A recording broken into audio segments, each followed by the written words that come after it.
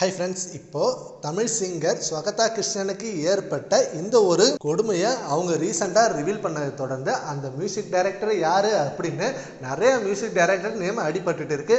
Social மீடியாவில் ஒவ்வொருத்தவங்களை பற்றியும் ஒரு நியூஸ் வந்துட்டு இருக்கு. இந்த நிலையில் இப்போ ரீசெண்டாக இமான் அவர்கள் நேமையும் மென்ஷன் பண்ணி இவர் தான் அதுவாக இருக்கும் அப்படின்ற மாதிரி சொல்லியிருக்காங்க.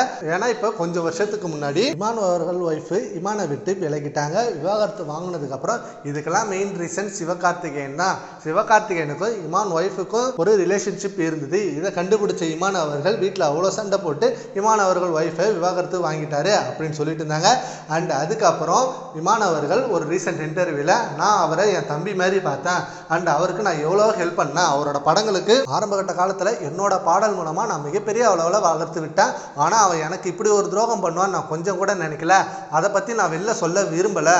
அது எவ்வளோ பெரிய துரோகம்னு எனக்கு மட்டுமே தெரிஞ்சிட்ட போது பரவாயில்ல, இனிமேல் நான் இப்படியே வளர்ந்துக்கிறேன் அப்படின்னு சொல்லிட்டு இருந்துக்கிட்டாரு. அண்ட் அதே போல் சிவகார்த்திகேயன் அந்த விஷயத்தை பற்றி எதுவுமே பேசலை. அண்ட் இப்போ இந்த மாதிரி நியூஸ் வந்த நேரத்தில் அது இமானா தான் இருக்கும். அண்ட் ஆல்ரெடி இப்படி நடந்ததுனால இமான் அவர்கள் தான் இப்படி தப்பாக நடந்துக்கிட்டாரு அப்படின்ற மாதிரி இமான் அவர்கள் நேமையும் சிவகார்த்திகேயன் நேமையும் மென்ஷன் பண்ணிட்டு இருக்காங்க.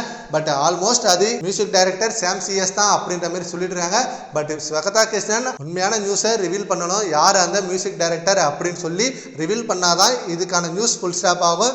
ஏன்னா அவங்களுக்கு மட்டும் இல்லாமல் இன்னும் நிறைய பேருக்கு நடக்கவிருக்க அந்த ஒரு முடிவை ஸ்வகதா கிருஷ்ணன் மூலமாக அது நிறுத்தணும் அப்படின்னு எதிர்பார்த்துட்டு இருக்காங்க. சரி, ஓகே ஃப்ரெண்ட்ஸ், இப்போ இந்த நியூஸை பற்றி உங்கள் ஒப்பீனியனை நம்ம கமெண்ட் பாக்ஸில் கமெண்ட் பண்ணுங்க. Thank you friends.